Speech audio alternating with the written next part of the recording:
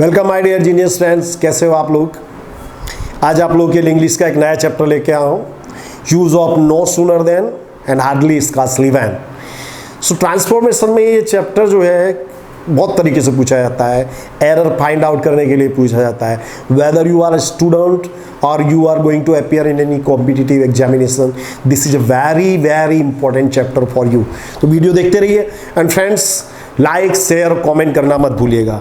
सो पहले हम ये देखते हैं कि इसका मतलब क्या होता है।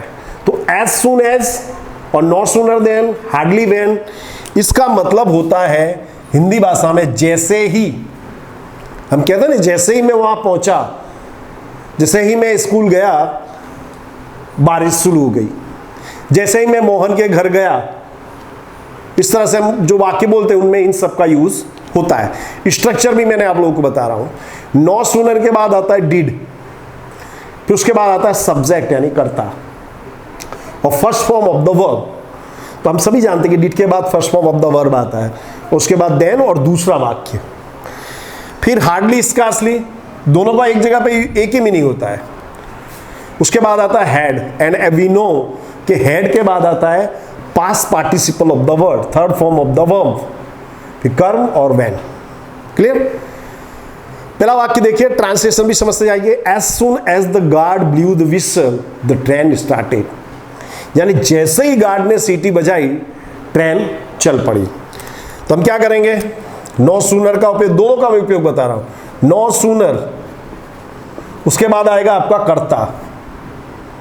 नो सूनर के बाद did the guard, and I have told you कि डिड के बाद first form of the verb आता है। तो ब्लू का फर्स्ट फॉर्म होता है blow, blow blew blown, the whistle, then the train started. Sorry, देखिए फिर से, नो सूनर, उसके बाद डिड आपका आएगा ही, पास्ट टेंस का वाक्य हो। उसके बाद आएगा आपका subject, first form of the verb the whistle, then करके बाद दूसरा वाक्य उसके बाद लिख देते हैं। क्लियर। सेकंड देखो, हार्डली का यूज बता रहा हूं। हार्डली हैड, उसके बाद आपका सब्जेक्ट आएगा the guard, third form of the verb blow blew blown, blown the whistle, when the train started, मतलब जैसे ही गार्ड ने सीटी बजाई ट्रेन चल पड़ी। Once again I repeat, hardly, उसके बाद had, subject past participle of the verb, third form में आएगा blow blew blown the whistle, when करके बाद द ट्रेन स्टार्टेड। ओके। और देखिए,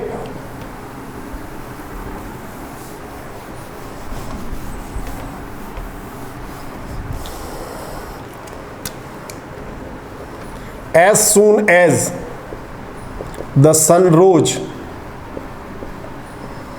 they started their journey। मतलब समझिए, as soon as the sun rose they started their journey, यानी जैसे ही सूर्य उगा, सूर्योदय हुआ, उन्होंने उनकी यात्रा शुरू की। तो क्या लिखेंगे हम, नो सूनर का उपयोग कर रहा हूं मैं दोस्तों। No sooner did, no sooner के बाद डिड आता है। Once again I repeat, the sun, first form rise, rise rose risen, no sooner did the sun rise, then उसके बाद ये दूसरा सेंटेंस वैसे का वैसा उतार देते हैं, दे started their journey. Okay. Hardly का उपयोग देख लो फ्रेंड्स। हार्डली स्कार्सली कुछ भी लिख सकते हो। Scarcely had the sun, third form इसका risen, rise rose risen, when they started their journey. बराबर। और एक वाक्य देखिए, as soon as the film was over the audience left the theatre. मतलब समझो, as soon as the film was over the audience left the theatre, यानी film जैसे ही पूरी हुई ऑडियंस ने थिएटर छोड़ दिया, इसका यह मतलब हुआ। तो मैं दोनों का उपयोग बता रहा हूं, नो सूनर। अब आप लोग ये वाला वाक्य और इसमें डिफरेंस समझिए। ये सिंपल पास्ट टेंस है, इसलिए मैंने डी का उपयोग किया। ये एक ऑर्डिनरी सेंटेंस है, इसमें वॉज दिया तो मैं क्या लिखूंगा, वॉज। हेड की जगह पे क्या आ जाएगा, डिड की जगह पर was. No sooner was the film over then the audience left the theatre. Clear? Hardly का उपयोग बता दूं तो hardly watch the film over when the audience left the theatre.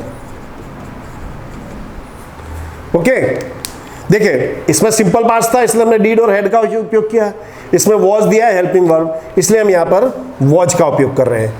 चीजें बहुत ही आसान है आप लोगों के लिए, ज्यादा तकलीफ आपको नहीं होगी।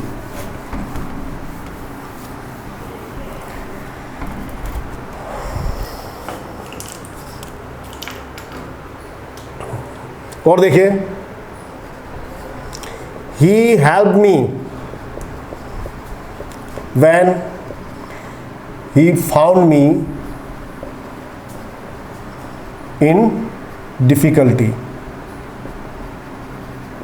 मतलब समझिए, he helped me when he found me in difficulty, उसने मेरी मदद की जब उसने मुझे मुसीबत में पाया। दोनों उपयोग बता रहा हूं मैं। नो सूनर का पहले देख लीजिए, नो सूनर मतलब समझिए इसका, he helped me when he found me in difficulty, उसने मेरी मदद की जब उसने मुझे मुसीबत में पाया। तो अपने यहां पे क्या होगा, जैसे ही उसने मुझे मुसीबत में देखा उसने मेरी मदद की, यानी कि ये वाला जो पोर्शन है ये आगे आ जाएगा। ओके, तो no sooner did he first form find me in difficulty then he helped me. आया ख्याल? क्या किया मैंने, no sooner did subject first form of the verb in difficulty, then के बाद ये वाला वाक्य आगे आ जाएगा। और देखिए, हार्डली हेड आ जाता हार्डली के बाद, third form of the verb already दिया ही है। Found me in difficulty when he helped me। Okay, और एक देखो, as soon as the teacher asked the question,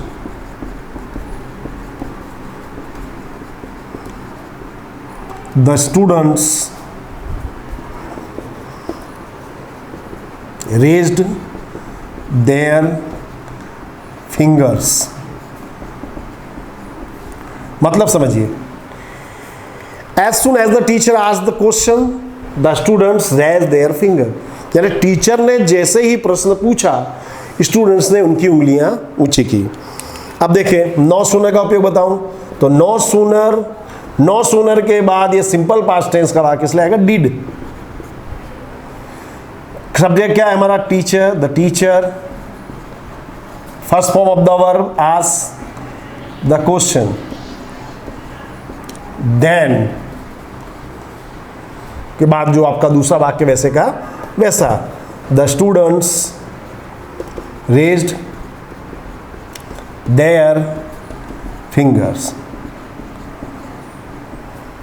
okay, hardly का उपयोगी बता देता हूं मैं। Hardly had the teacher, had के बाद थर्ड फॉर्म आता है friends asked the question.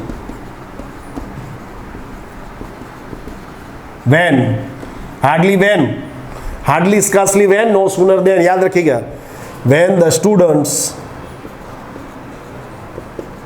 Raised their fingers.